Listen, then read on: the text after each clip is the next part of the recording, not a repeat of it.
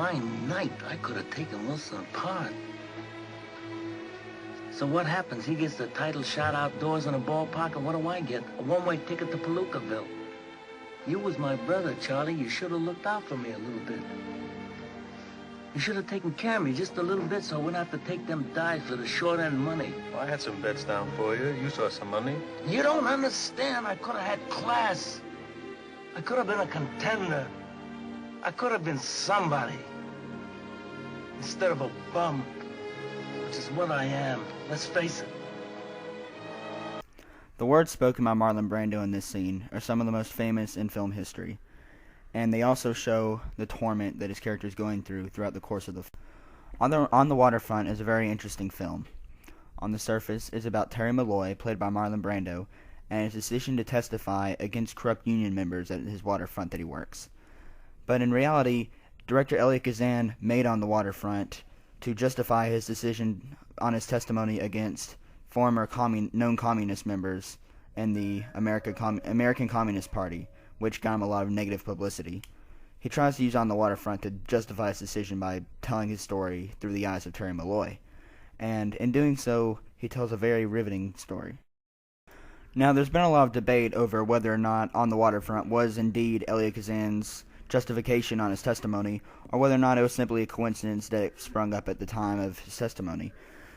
I think it was Kazan trying to show the American audience what he was feeling at the time, and that mainly comes in mind from the end of the film, when Brando's character is talking to some union members and talking about why he testified against them. And it sort of draws a mirror image to what I would imagine Kazan would have been feeling at the time.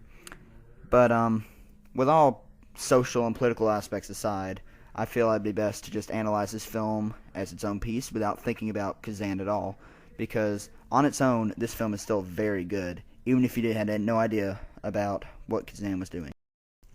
The hero of On the Waterfront is Terry Malloy, who once again is played by Marlon Brando. Malloy was an up-and-coming prize fighter until he had to blow a fight to allow one of the union members that he worked for to win a bet. And after that, his fighting career was basically over, and he became a pretty pathetic and pitiful dock worker.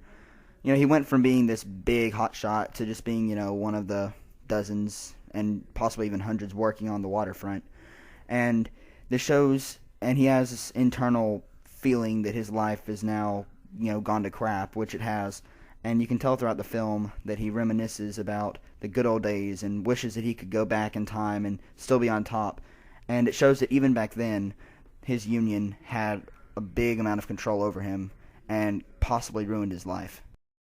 The corrupt union also has control over Terry's life when they have Terry coax a fellow dock worker to go onto the roof of his apartment, where some union people beat him up and toss him off of the roof and kill him because they believed he was about to testify against them.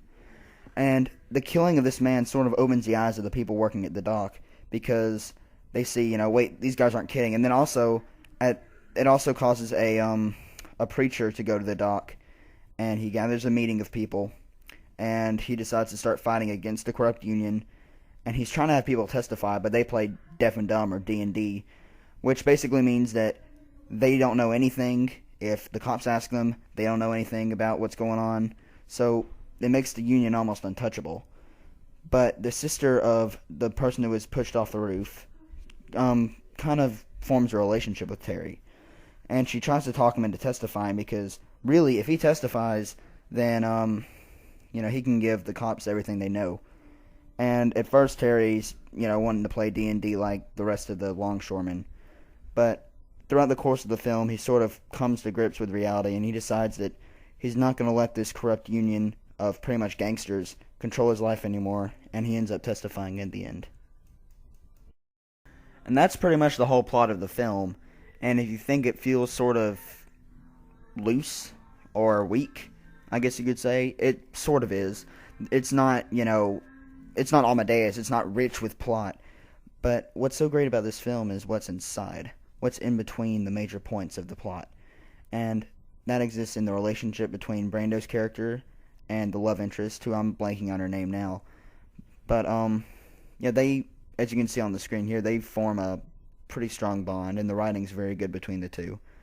And it's sort of a cliched, Brando caused her brother to be killed, and he knows, but she doesn't, and they have to, sort of work their relationship to, and get closer together before Brando is able to tell her, and, he does, and she's mad for a little while, but, cliched stuff. But it's still very good, and probably the best part about this movie overall would be Brando's acting. He gives a very, very impressive performance here. Not quite up to par with, let's say, Vito Corleone or Stanley Kowalski. I wouldn't say he's about that good, but it's probably his third best performance here. And like his scene in the beginning of the review here that I showed shows how well he does in this film, and it's very strong. And another thing though is that it's not just Brando. Every single performance in this film is strong. And like I said, while the story itself is not that rich, it's how he gets there. It's all the events that makes Brando see that he's not going to just, be the little guy. He's not going to be stomped into the ground anymore by this union. And all the events that makes him come to terms with that is what really makes this film great. When I think about it, I really don't have any complaints about On the Waterfront. I mean, I talked about how Brando is responsible for his love interest's brother's death. And while that's not great, and you can kind of tell from a mile away how that's going to work in the story. So if I spoiled it for you, I'm sorry, but you can kind of see it coming.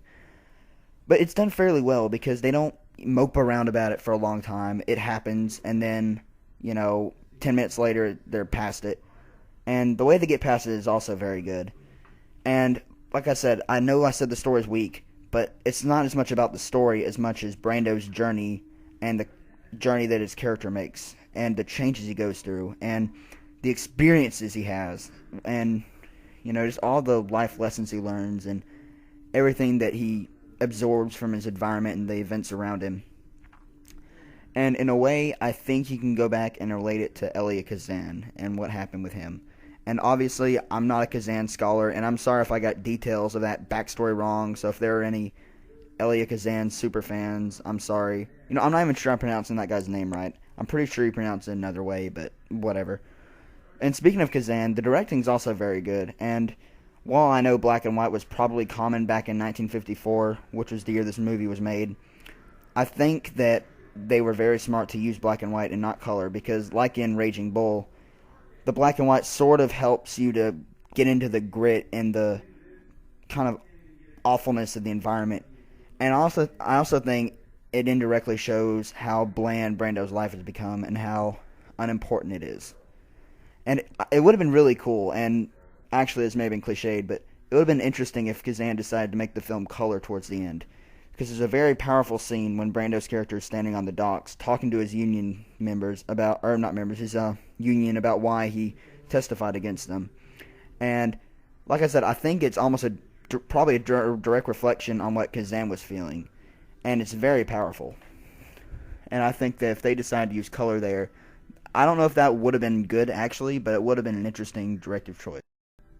While we're talking about the final scene in the movie when he's talking to his union, I think that's the best scene in the film. Although I played the I could have been a contender scene in the review for you earlier.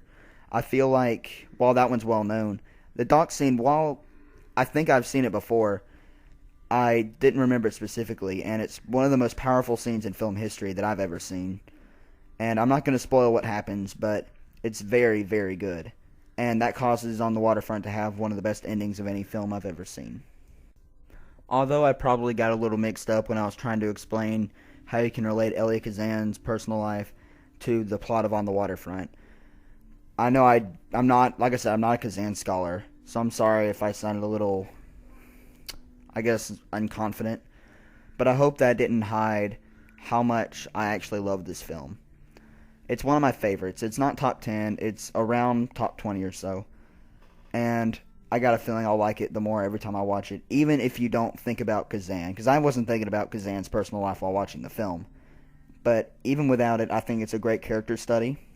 And even though the story is not very strong, it's still, like I said, it's about the journey.